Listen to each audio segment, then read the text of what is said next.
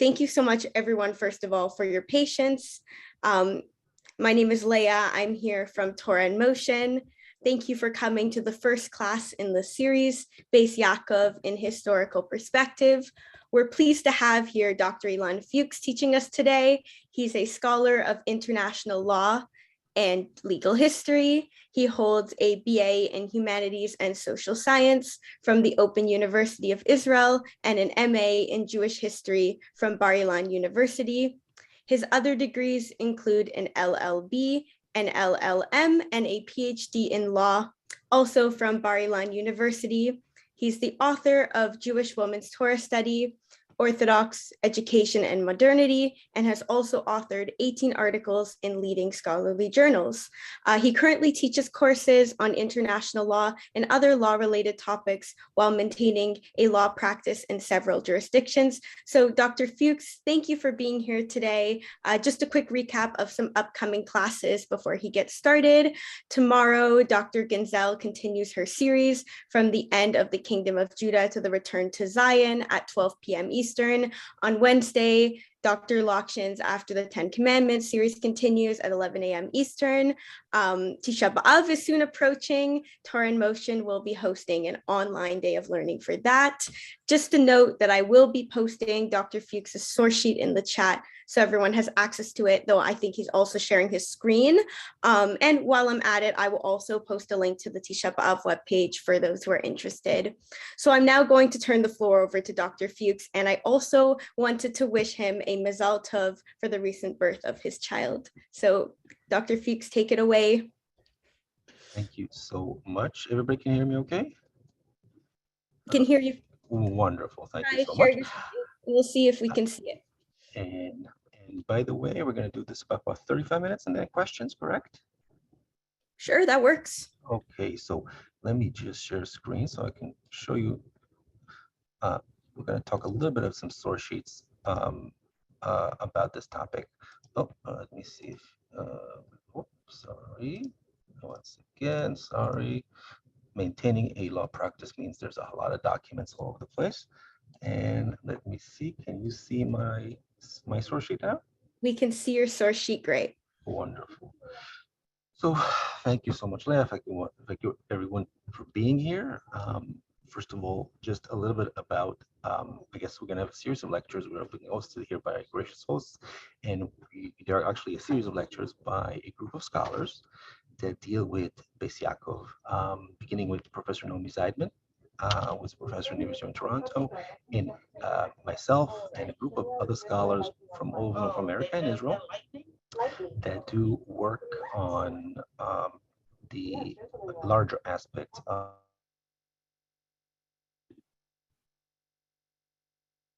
sorry, I'm muted myself, mistake. That would do work on this field of. Can't hear you well. Oh, let me try. How about now? This is better. So I'm gonna maybe just increase the volume.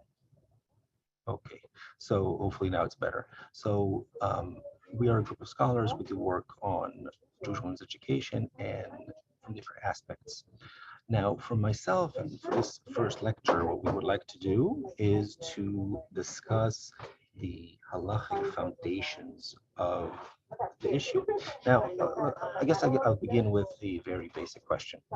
Perhaps if you look at education from a panoramic view, why is Bais Yaakov? Why is women garbled?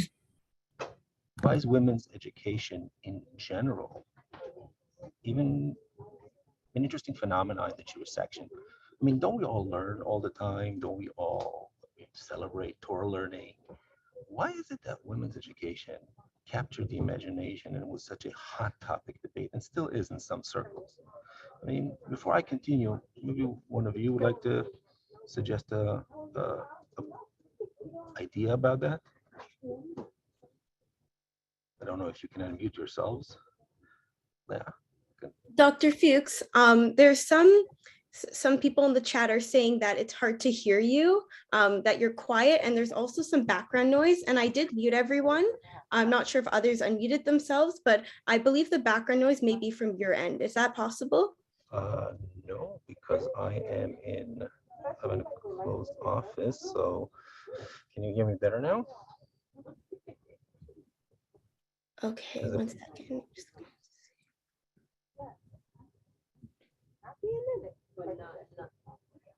No, and I put my computer at maximum volume. So obviously there is an issue.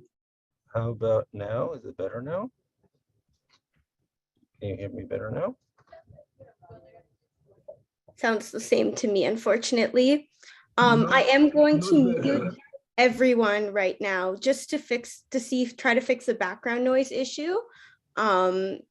So just Dr. Fuchs, if you don't mind unmuting yourself after I do that. Maybe and see if maybe that what helps. Mike Lau, maybe what I can do, if I don't know, but you'll need to handle me, but maybe if I can call in, that might make the volume better on my side.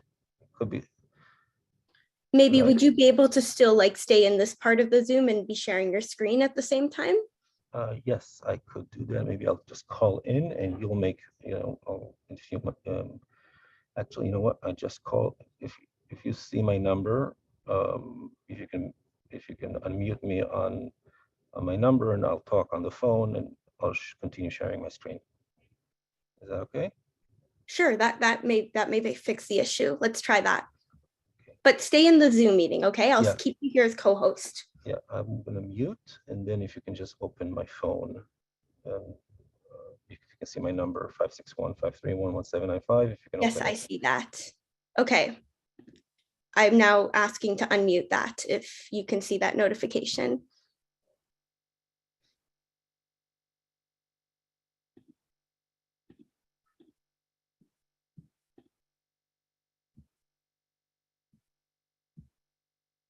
Okay, can you hear me better now? How is this, better? everyone? Is this better? Much better. Okay, wonderful. Oh, wonderful. Okay, the wonders of technology. So let me begin, first of all. Just repeat what I said. Again, we're a group of scholars that deal with focus on Bais Yaakov, be it in Europe, be it in North America, be it in Israel. And it's quite a large group of scholars. And I think that in of itself is kind of interesting. After all, in the Jewish community, the Jewish tradition, learning is such an important thing, is such a celebrated aspect. It's a given. I mean, it's the center of worship and liturgy, and it's even more central than liturgy in some ways. So the question is this: why is it a surprise? Why is it a hot topic? Why was it a hot topic in some circles? It still is a hot topic. How come? Why would women learning Jewish sources even be a question? Shouldn't it be a given? And I spent several years discussing this issue in a book that I published a few years ago. But before maybe I go to the sources, the primary sources, maybe one of you can maybe offer an idea. What is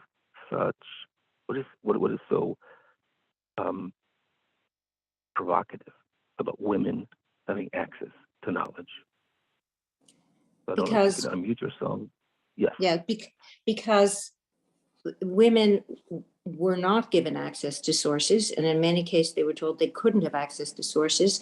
And Bais Yaakov, the beginning of Bais Yaakov and what it was, and the Tshuvas related to it, were the beginning of what we now see as the amazing proliferation of learning for women.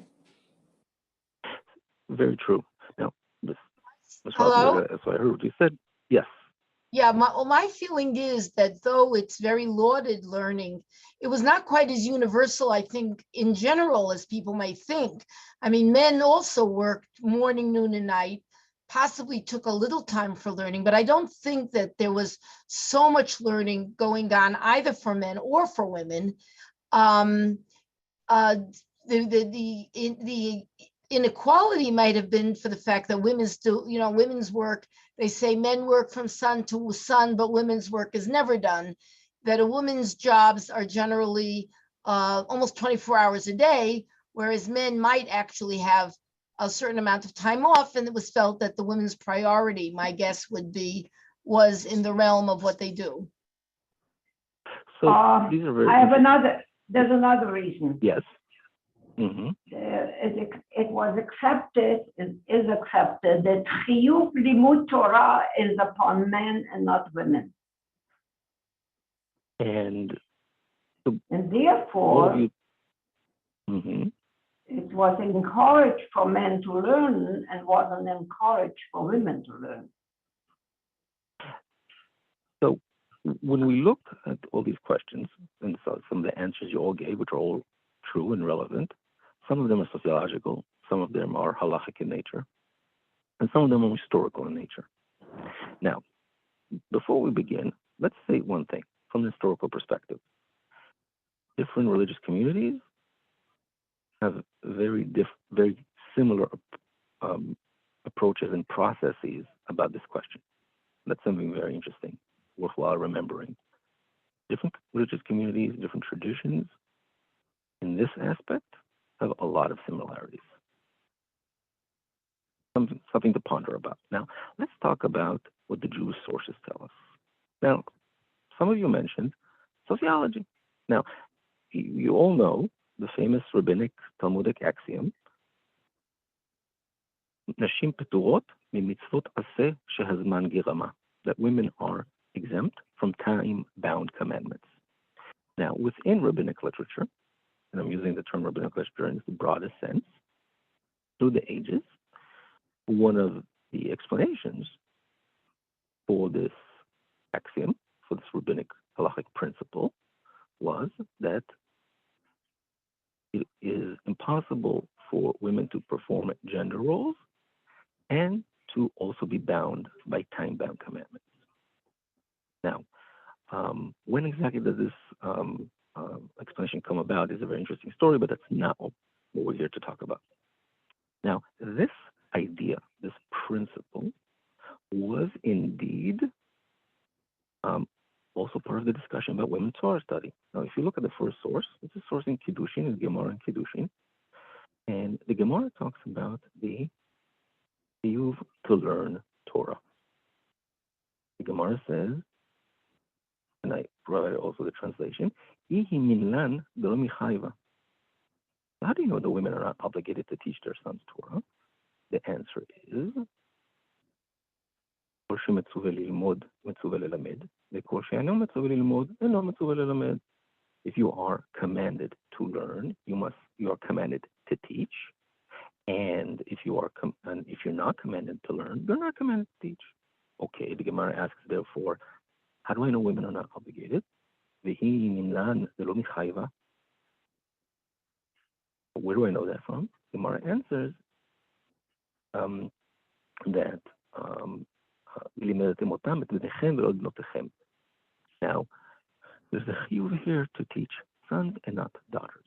Now, that in of itself is a very, now, Gemara, in the same context, you can see it as a exemption, and you can use the same rationale that some of the sages used for the bigger principle of women are exempt from time-bound commandments. Basically, it is difficult for women to perform gender roles and to also do this. So therefore, the Torah exempts them from it. Now, tell me, let's assume we're taking it at face value. What kind of problems, what kind of difficulties, challenges arise from this approach? Or do you think it's free of any problems? It's not a big deal. We can just gloss over it. What do you think?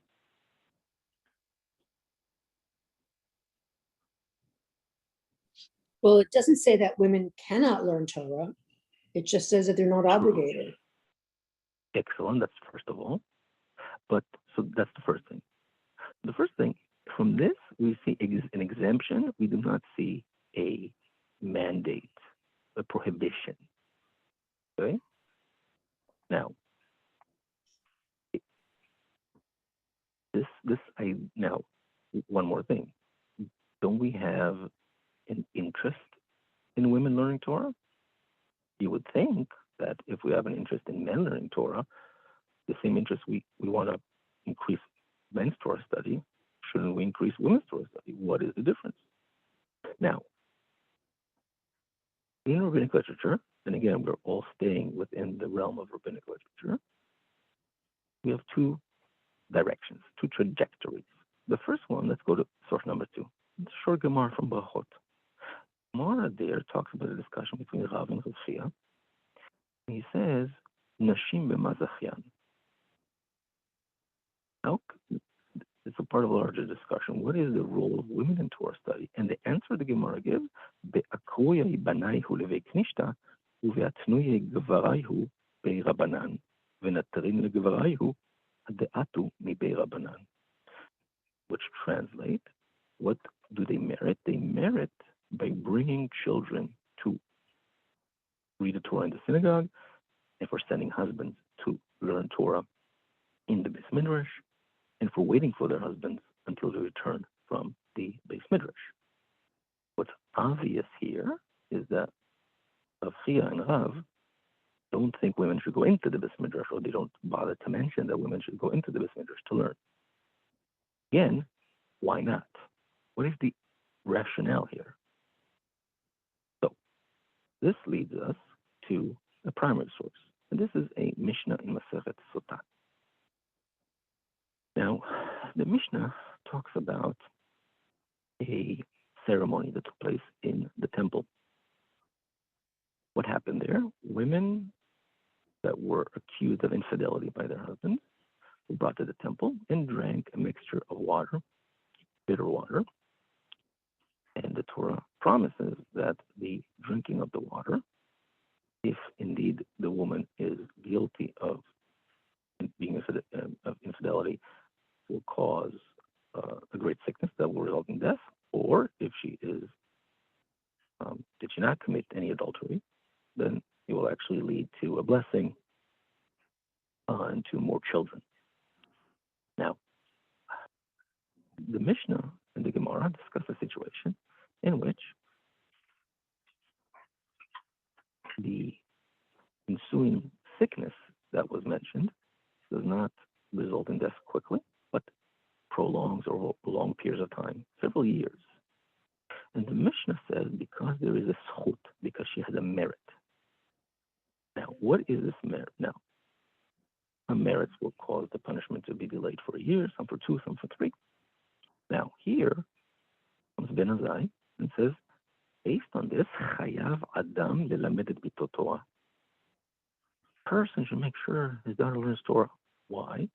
She should know that if she committed adultery and it was not punished immediately, she should know this is not because the Torah is not true, but because there's a merit here that postpones the punishment.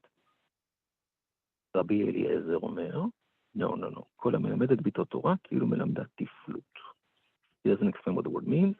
He just ends here. So we have here a disagreement among Tanaim. Women learn or not learn Torah. In other words, it's according to Rabbi Eliezer, it's not only something he does not feel he needs to encourage, he needs to prohibit. Or at least that's the simple reading of this Mishnah. Now, the Gemara only has a handful of 5 lines on this. It was a non-issue for centuries and centuries and centuries. Up until basically late 19th century, early 20th century, on the eve of the establishment of Beit Yaakov. It was not even a question. Now, when you try to look at the commentators, the different commentators, they want to understand what is this tiflut that Rabbi Eliezer is worried about. Now, the word tiflut, tafel in Hebrew, when you use the word tafel in modern Hebrew, what comes to mind? Do you know? What does the word tafel mean?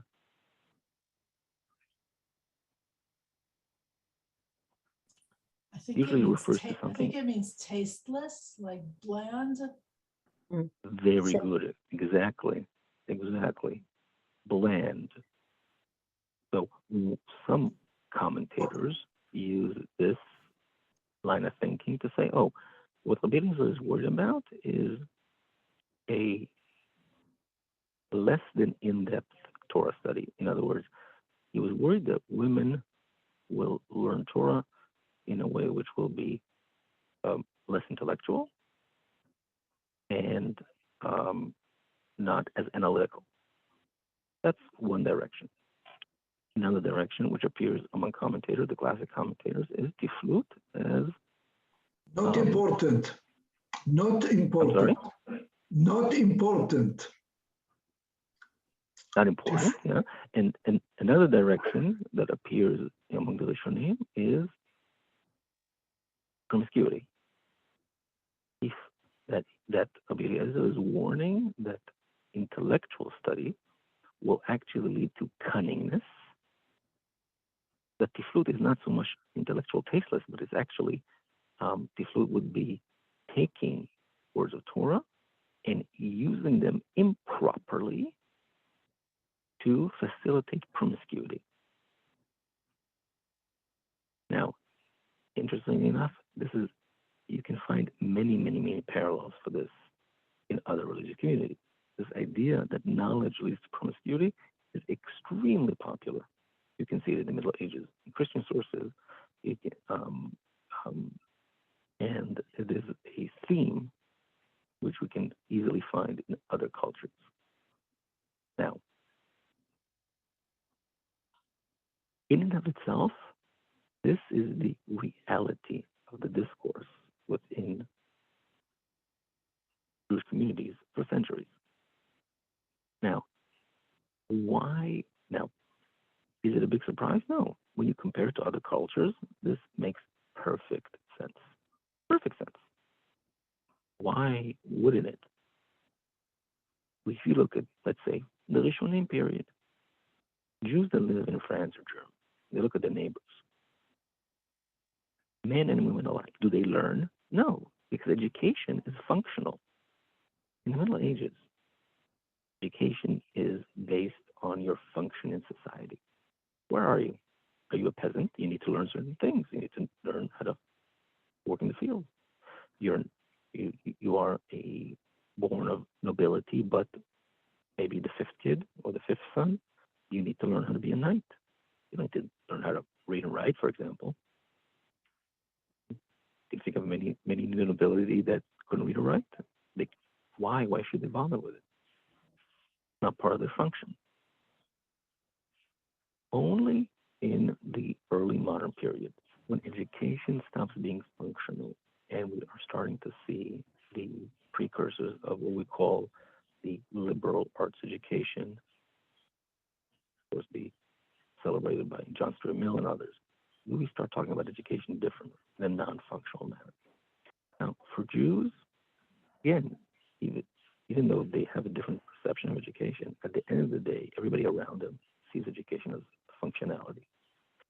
So some of the Jewish discussions of education are similar. So when rabbis in Ashkenaz, in the medieval period, talk about women's education, they have a very simple answer. Women need to learn what they need to do. You need women to learn how to perform actions connected to their Jewish obligations. So they need to be able to do a fashat chala. They need to be able to have a working knowledge of family purity laws. They need to have working knowledge of kashrus. And that's it. That's it. And as the Rishonim, the Mahari, for example, explains, how do you do that? You achieve it by tradition. Parents teach their children. Mothers should teach their daughters. End of story. Dr. Fuchs, I don't mean to interrupt you.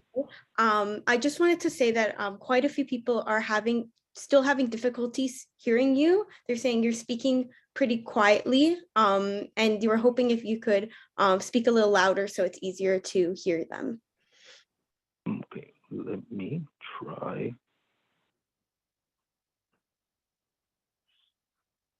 Maybe do you have headphones at all, like that you could plug in? That may help. Well, that was what I tried before, and it didn't work. That was the source of the difficulty before. So I'm going to try again. This is better a little bit. How is that? If anyone can comment, anyone who's having difficulty, I think it was better, but That is a little better. Okay, wonderful. Okay, so so as I was saying, when we talk about medieval Ashkenaz, the Rishonim, Maharil, for example, has a very clear idea. Women should learn what they need to do. And in order to achieve that goal, it's very simple. They need to learn from their mothers. That's it. That is Jewish education. Now, it's at least presumably very different than men, right? Because men need to learn even things which are not practical. In other words, aren't men supposed to learn everything?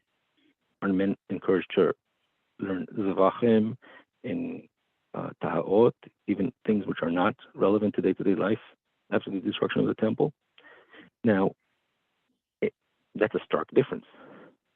In other words, the Rishonim create a separation between women who learn in order to function versus men who learn in order to learn, not necessarily for functionality's sake. There's also functionality, but there's beyond functionality. Now, that is a point which is, you can find all across the board. You can find this idea both in Ashkenaz, both in non-Ashkenazi communities, again, up until the modern period. Now, maybe the best example is the next source, which is the Rambam. Maimonides talks about Torah study, and he says this. He has a very interesting. He has the bottom line, which more or less the Mechaber, the Shulchan Aruch quotes. He says women need to learn, and what they need to learn is what they need to do. Don't teach them oral Torah. Just teach them what they need to do. Don't teach them oral Torah. Don't even teach them Torah Shebechtav. Although, if you teach them Torah Shebechtav, it's not that big of a deal. The written Torah is not that big of a deal. So, Torah Shebal Peh, oral Torah, don't teach them. Just teach them what they need to do. Practical things. Okay. Nobody knows to explain why he differentiated between written Torah and oral Torah. Perhaps he had a source we don't have access to, but it doesn't really matter. This is the way rabbis in the late 19th century, when they want to figure out how should women's education look like, that is what they are looking at. That's what they're thinking about. However, in the end of the 19th century, early 20th century, all of a sudden they have a problem. Up until then, it's not even a question. Again, there's a Mishnah, there's 5 lines of the Gemara, there's a few Rishonim, and that is it. That is it. There's not even a question here to ask anymore. But in the 19th century, Jewish education is facing a challenge. And it's for men and women alike. That's what happens in the middle of the 19th century. We started talking about reformation, changes in the Jewish community in Eastern Europe. And what is the main focal point of changes in the Jewish community? Education. We're Jews. It's the Haskalah movement in Western Europe. It's the Eastern European version of the Haskalah movement. And they're saying we need to change many things. But the most important thing we need to change, much more than the liturgy, much more than what we dress like, much more than how our synagogues look like. No. What's really important is to change education. It's true for Western Europe. It's true for Eastern Europe. Now, these calls for change were over a period of several decades successful. Jews started to look for alternatives. of the alternatives were way outside the realm of the Jewish community. Some were less so. But they were all looking for alternatives. Now, alternatives. Now, when it came to women, well, when rabbis were talking about how we need to change boys' education to make sure they don't leave, women's education was overlooked. So what do young Jewish women do in Eastern Europe in late 19th century and early 20th century? They go to, for example, one option is to go to non-Jewish schools. So you have multiple primary sources that talk about women who go to a non-Jewish school and learn French and learn German and can write beautifully in French and German and can talk and learn sciences and develop interesting careers in nursing, for example. Well, their brothers sit next to them with Bais and learn Gemara and only speak Yiddish. Now, what do you think is going to happen when you have such a dichotomy? Do you think it's going to go well? Because when they go and learn all these things, even if it's not a place that has an anti-Jewish rhetoric, which some did, but even let's say it doesn't. Let's say they were, for example, in Poland, there were certain schools that were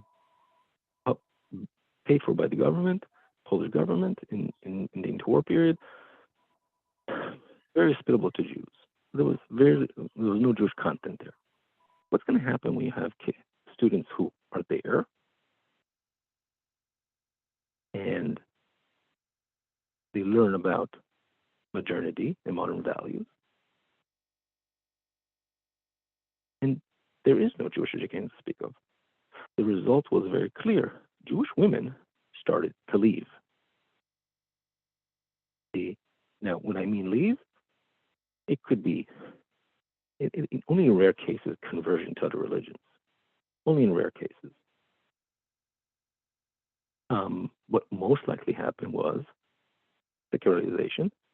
In other words, stopping observing Torah mitzvahs, or to a lesser degree, we have a phenomena of, to a higher degree, a leaving the Jewish community to intermarry, not necessarily convert, but to intermarry, and even in some cases, leaving women that, as a result of their education, want to leave Eastern Europe, travel to other countries as a way to break through with the burdens of the past. All these things happen, including, by the way, including also very high rates of trafficking of women, of human trafficking among Jewish women. That was extremely high. And all those things were connected, not just by scholars, but by Jewish leaders during the period, connected to the lack of Jewish education for women. Now, when rabbis realized that, for example, in Krakow, 1904, the first Rabbinic Congress, the first ever since the Sanhedrin, there's an attempt to bring together all the major rabbis of the world. Hundreds of rabbis go to Krakow and have a meeting, several days. And there's Jewish newspapers from all over the world, and there's pictures, and everybody's there, all the big names, or most of the big names. And they talk about the problems, and one of the biggest problems is, what are we going to do with women, Jewish women? They're leaving us in droves. Again, and the horrors of trafficking in Jewish women in the period, something that lasted for several decades. So what do we do about it? And rabbis are saying we need to change women's education, but they're being told by their colleagues, hey, you teach your daughter Torah. It's like teaching her tiflut, be it promiscuity, be it just turning words of Torah to words of folly. It's wrong. We shouldn't do it. And everybody's shrugging their shoulders. Everybody's shrugging their shoulders. Nobody's giving an answer. And you know who comes up with the answer? Which rabbi comes up with the answer? Anyone wants to take a guess which rabbi comes with an answer? This may take time because the answer is simple. There was no rabbi. When you look at Orthodox Jewish schools, the change is grassroots. Sarah Schneer. Sarah Schneer comes, does what she does, not because she has, now the story is told after the fact was she had rabbinic support. Truth be told, she started a school, started teaching, created a curriculum. After the fact, when it became successful, he had some kind of rabbinic support. But if you look at the rabbinic support, if you look at the primary sources, the best she could get from the Chavetz Chaim was, yes, start. It's an important thing in this day and age, even though there's a problem with it, a problem with it. I can't do anything about it. So just we can't do without it. We have to do it. So do it anyway, even though there's a halakhic problem with it. Now, the success of, and we'll talk in the next few weeks, you'll hear more about Bais Yaakov and its successes and its problems. But today I want to continue with the rabbinic reactions. When you look at the success of Bais Yaakov, it is not because of the rabbinic leadership. The rabbinic leadership joins after it's become successful. And again, the Chavetz Chaim, he doesn't say why it's okay. He says there's no other choice. Therefore, even though it's forbidden or it's halakhically problematic, I can't do anything about it. Now, in this language, it doesn't change. Even after decades of Bais Yaakov, you can still find halachic responses, tshuvas, in Sifrut Ashut, in the responsive literature, that talk about how problematic Bais Yaakov is, how the educators in Bais Yaakov, modern Bais Yaakov, they teach too much. There's too much knowledge there. You can still find that language. For example, Shuchevet Halevi, Volner talks like that. There's a contemporary rabbi in Muncie who wrote an entire book called Torah Timecha that attacks modern Bais Yaakov. It's related to the Satmar circles and celebrates the fact that in the Satmar schools, women do not have access to rabbinic literature. They don't have actual books. They actually don't use actual chumashim. They use excerpts, which are made for them. So women don't have even access to actual sefarim, actual books. Now,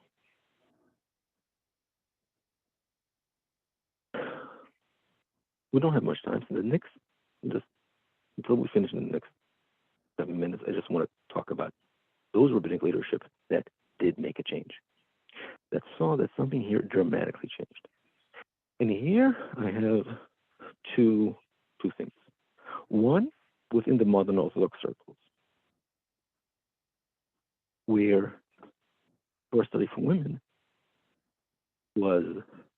became a something to be celebrated and encouraged, and parallel to men's Torah study. Interestingly enough, when you look, however, on the way it's explained, there's no, for example, of Yosef Soloveitchik, of Liechtenstein, in those circles of Goren, in those circles, the religious Zionist circles, while the explanation for the fact that we are supporting here institutions which seem to contradict simple reading of the Mishnah and the Talmud, usually the explanations are on this is a special era. If you do not teach Torah, therefore women will leave you. So it is a form of et lasot leHashem afer Toratecha. It is a special time, dangerous time. This is what you need to do. Okay. Fine. And as well as that, we are willing to create a whole new curriculum for women that includes Gemara study, in-depth Gemara study. Very similar to that is done by men. Now, there is one exception, however. That's not in the modern Orthodox circle. That had to do with, I have a chapter in my book that deals with that. And that's the last source I brought for you. That's got to do with the Lubavitcher Rebbe. He dealt with the issue several times during his rabbinical career.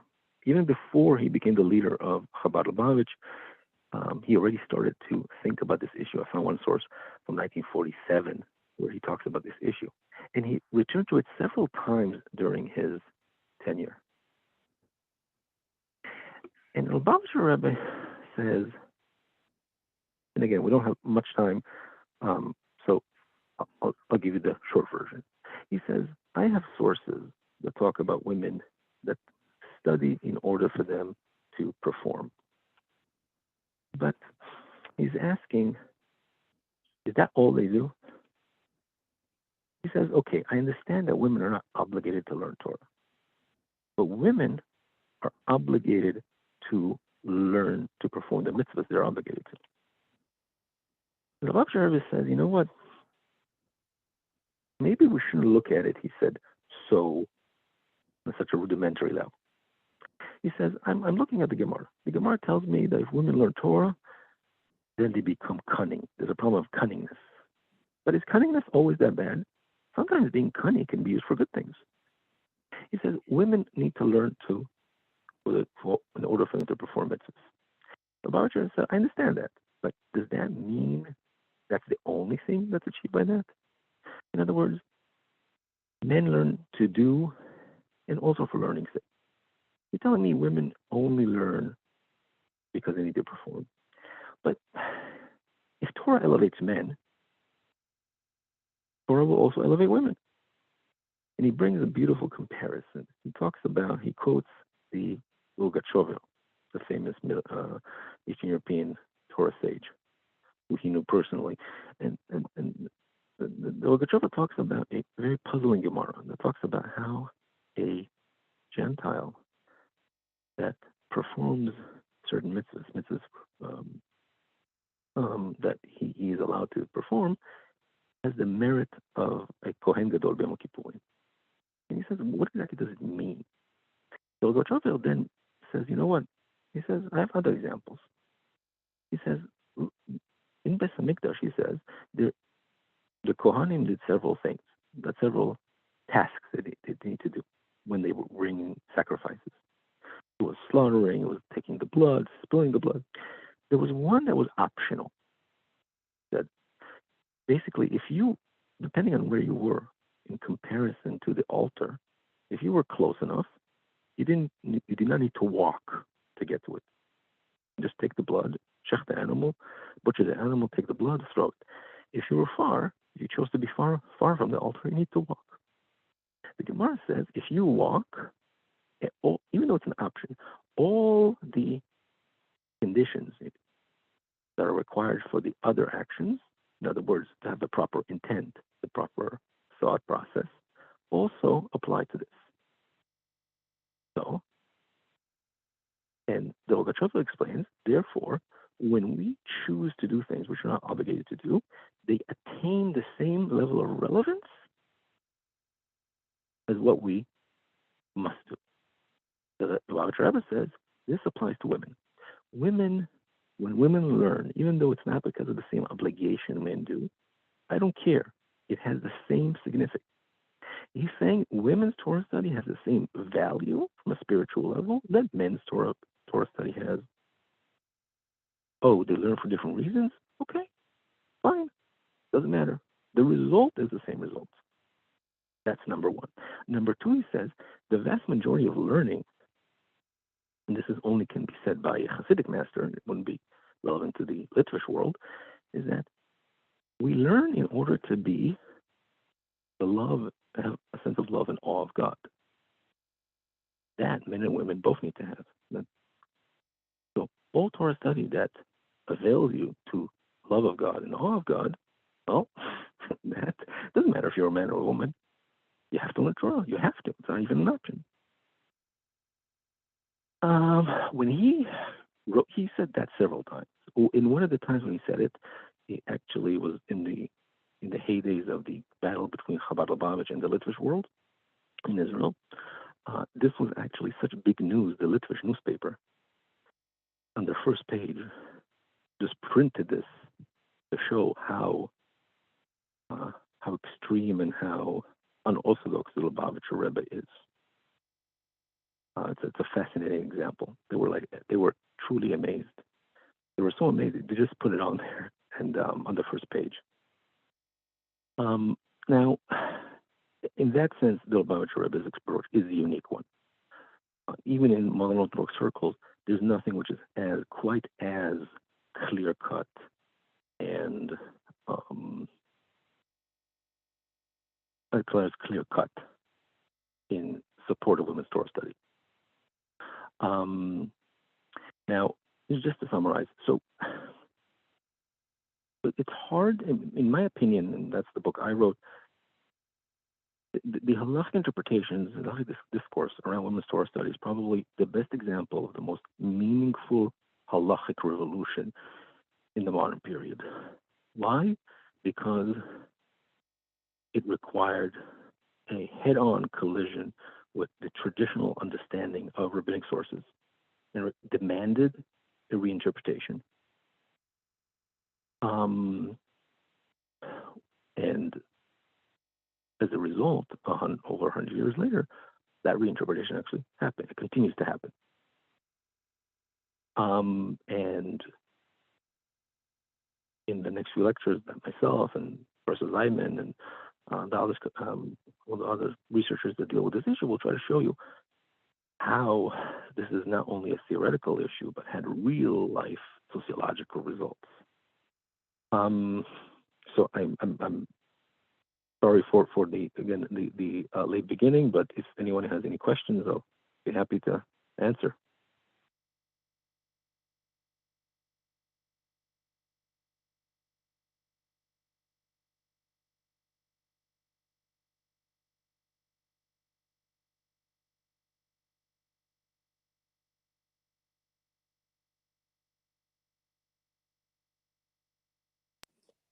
I don't understand.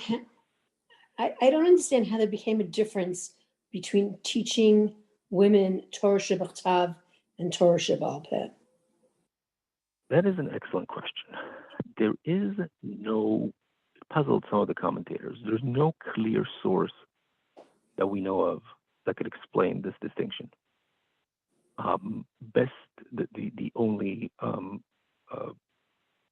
The best explanation that was offered by a modern commentator of Kapach was that there was some kind of a source that was lost. That happens sometimes, that were sources recorded in the Rishonim that we don't have access to. That is his best guess. There is no source that we have that explains this distinction between these two. Also, one more question. Is Torah Sheba'al Peh taught in Lubavitch girls' schools? So, very good question. In the chapter I wrote, I was talking about the theory. There were some cases of this happening, mainly in post-secondary schools.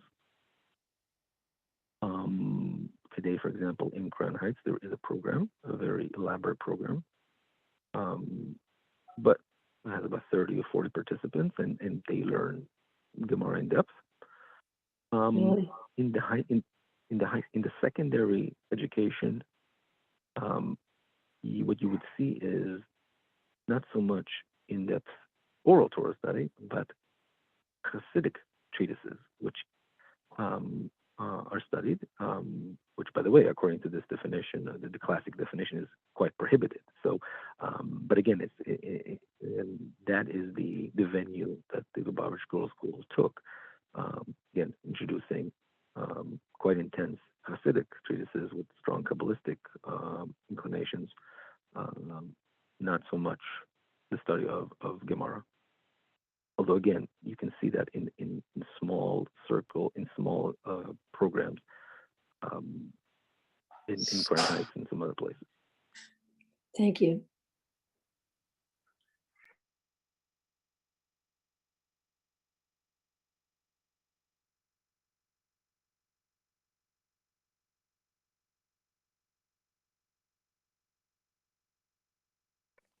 I guess I had one other question. In the Middle Ages or up until more modern times, were women expected to be literate in Hebrew, like for tefillah, or were they just generally illiterate and only learned how to run a Jewish household, a religious household?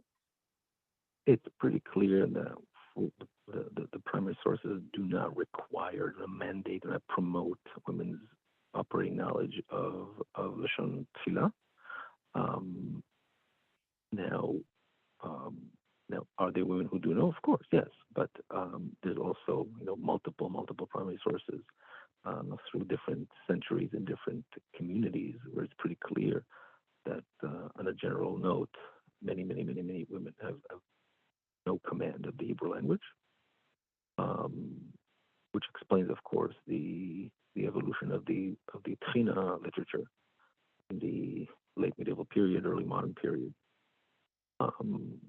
Tzenarena being an example of an evolution of that literature that allows women some kind of somewhat of a access to the primary sources to one degree or another. But I would like to add one more thing. There's also many primary sources that make it very clear that men who had, including major stratas of Jewish society, who had no serious command of the language, without a doubt, and no serious command of the language, and they might be able to pronounce the words but have no functional usage of the language. In other words, they pronounce the words but have no idea what they're saying. And that again is corroborated by many primary sources.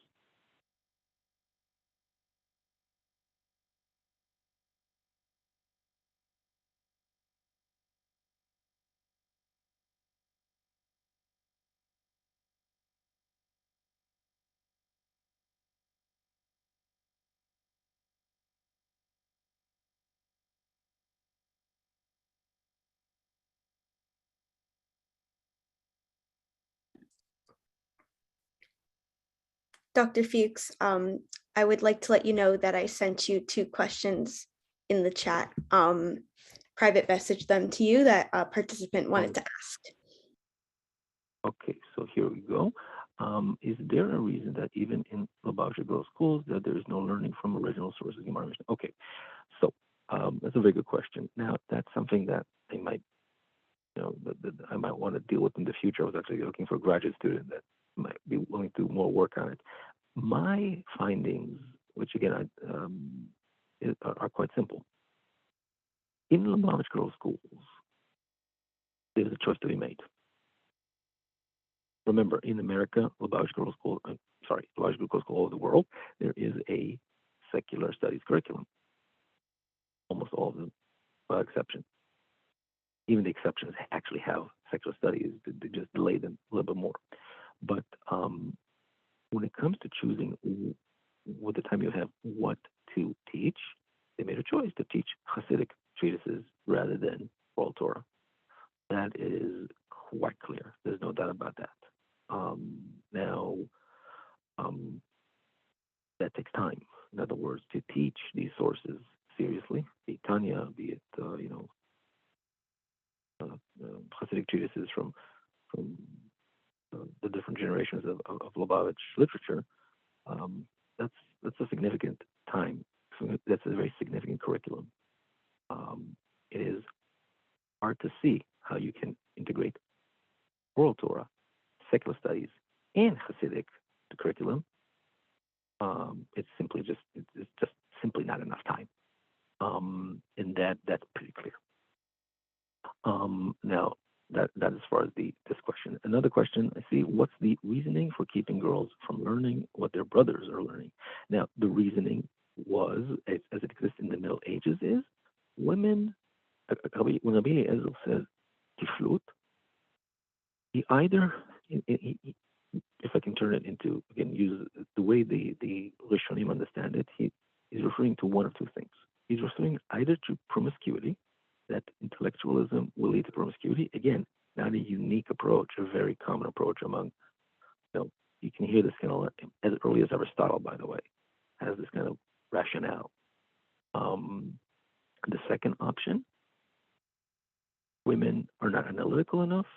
Again, classic Aristotelian reasoning, and therefore they should learn classic Aristotelian reasoning. Now, and that's the way this rabbinic thing is understood in the Middle Ages.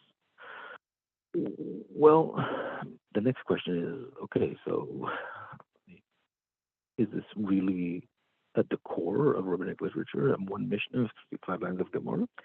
Now, the fact that education is the face of education changes only in the modern period. In other words, moves from being functional to non-functional. Means up until then, it wasn't even a question. Again, education is functional. You learn what you need to learn in order to perform your societal roles. If you're born into a certain family, with a certain gender, you have only several things you can do. Okay, let me give you an example. In medieval period, you're born into a peasant family. Not just talking the feudal period, even though afterwards, you will be a peasant. What you need to learn how to do is very simple. You need to learn how to work the land. You were born into in a family where your father is an artisan. You need to learn his skill. Again, it's not only the feudal period, also afterwards. The rationale is, why teach women to do things they don't need how to do? Because you only learn things you have to do. Who learns how to read and write in medieval Europe? Monks. Again, we have the primary sources, famous primary sources. King of France, I forget it was Charles IX. He can't read. He can't read. He can't read. He can't write his own name. Why should he bother? There are people in his court that's their job. His job is to win wars. So he learned how to be a knight, how to lead armies. So that is the rationale. Learning is functional. The issue is this. When it comes to Jewish sources, there's one exception. Men are required to study because it is a mitzvah to study for its own sake, even when it's not functional. That is a unique idea, which it's very hard to find parallels to. By the way, even in other religious communities, it's very rare. There are some Islamic ideas which are similar, but definitely medieval. Talk about Christianity. There's no direct parallel to that. Far from it. So here is really the dichotomy. When you tell me to be close to God in Judaism, you have to learn Torah. Oh, but women only learn Torah in order for them to perform mitzvahs. How can they become close to God? That is the difficulty. And that difficulty becomes very, very poignant when there are more educational options in the modern period. Then this becomes an issue. Then this becomes a problem. Because again, if you don't help them create a Jewish identity, there's not going to be a vacuum. They're just going to go somewhere else. And that is what happened. Assimilation based on gender, that's the work Paula Hyman did in the 1980s. That's where the crux of the matter was.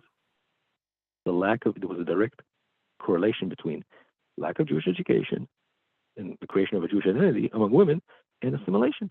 There was no doubt about it. And he did not need Professor Hyman in Yale in the 1980s to tell you that. Again, rabbis in the period say that. They see the results. And that mandates an answer.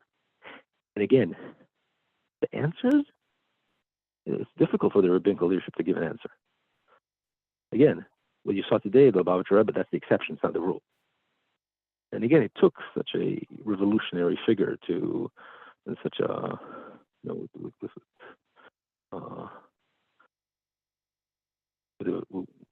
with a very clear vision of Jewish identity and the needs for Jewish identity in the modern period to say something like that. That's why he has such a unusual explanation for the sources and such a revolutionary interpretation of them. It's not something, again, it's not a big surprise that someone like him, with his agenda and stature, is able to say that when hardly anyone else is.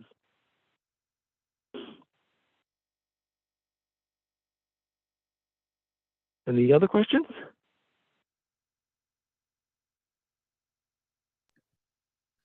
Okay, if there are no more questions, we should be wrapping up. I have one question.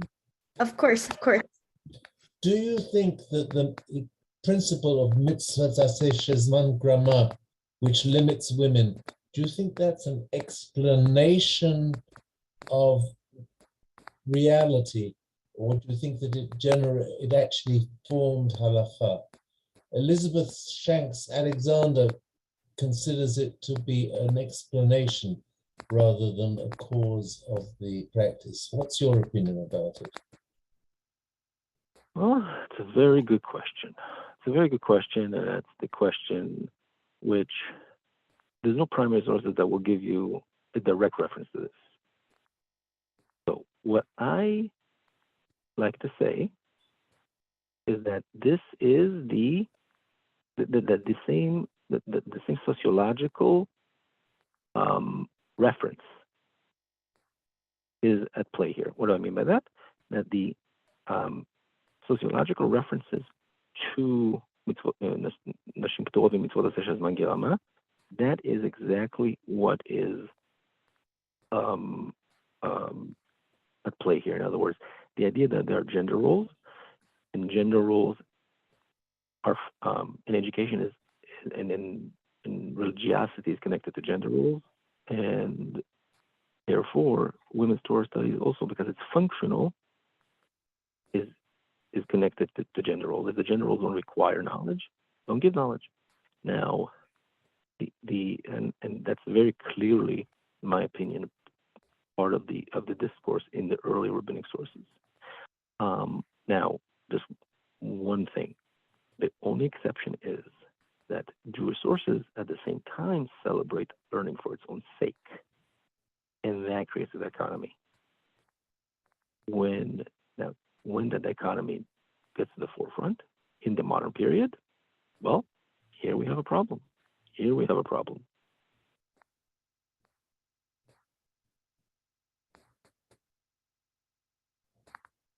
Thank you. Does that answer your question? Yeah. Yes, it does. Thank you very much. Yeah. And I see there's one more question I got here in the chat that, first of all, that what happens between the Tanaim and the Philos is a long period of time. Now, you're right. There's a big difference. There's a long period of time that differentiates. But when we look at the rabbinic sources and how they're understood in the early modern period, that's how they're understood. In other words, you only see changes in the modern period. Again, very clearly why? Because now there are options. Now there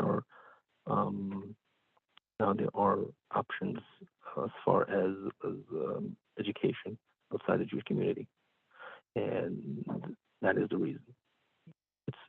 We only see women who are exceptional, always. But that's how they are explained, as exceptional women with exceptional talents. Historically speaking, there is no systematic attempt to change the value of women. My book discusses that element, how this explanation of the extraordinary women is really a way to placate things and keep things as they are. But in reality, in reality, to keep the status quo. In the modern period, there's a need for something else. Either you say all women are exceptional, or you need to rebuild, or you need to offer a different explanation. And most rabbis said, okay, in our generation, all women are exceptional. Or, like the Baba Rebbe did, we need to reread everything. We need to read all these sources in a new way. Now, let's see if there's another question here in the chat. knowing what we know now, that women aren't inferior, what is the justification for women not to learn what men learn now? So let's talk about two different, again, this is a broad stroke. So in the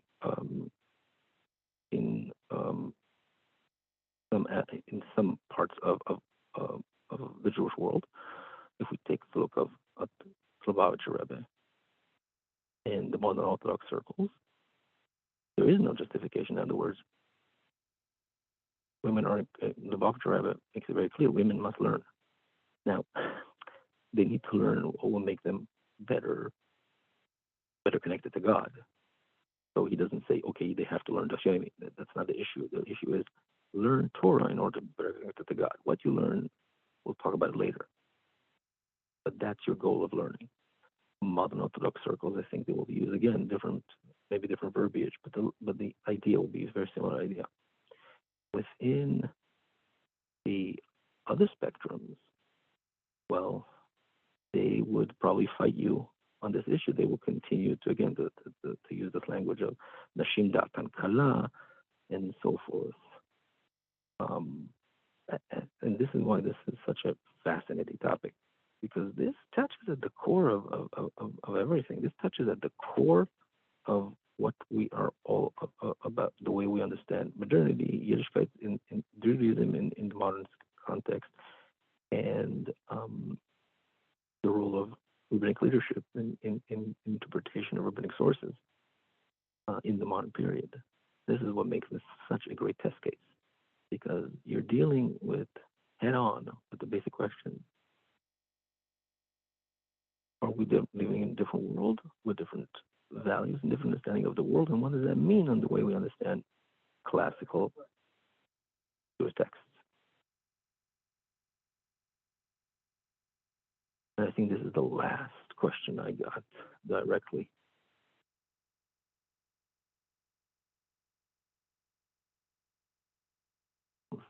So is there any other questions?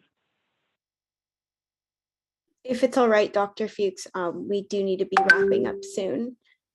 So I just wanted to thank everyone for coming today. Dr. Fuchs, thank you for your amazing shiur, and apologize on behalf of Torah in Motion for the technical difficulties that occurred during the class today, the audio issues and the beginning. Thank you for joining us, and I hope everyone has a wonderful day.